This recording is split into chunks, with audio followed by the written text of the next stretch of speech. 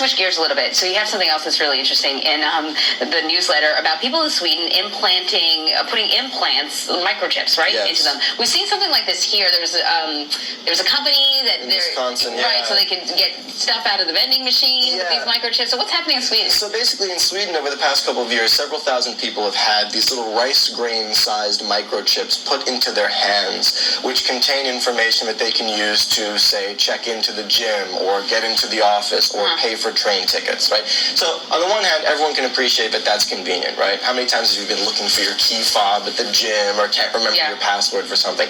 But I think the bigger question here is, look, as the human body itself becomes a technological platform, right, there are big questions we need to consider about what kind of information is put out about us, from us, quite literally, and also further down the line, what kind of access do other people or platforms have to that information that is inside us, right? This is a biotech question, this kind of blurring of the lines between the human body and tech. I mean, it's one thing if you're holding your smartphone and it's sort of emitting data about you. It's another thing if your own hand is doing the same thing. So, like 3,000 people signed up for this. Are they not as concerned about hacking and privacy and all the things that we can't stop talking about over here? Yeah, polls show that actually Sweden is one of the countries where concerns about misuse of data is actually lower than other countries in Europe.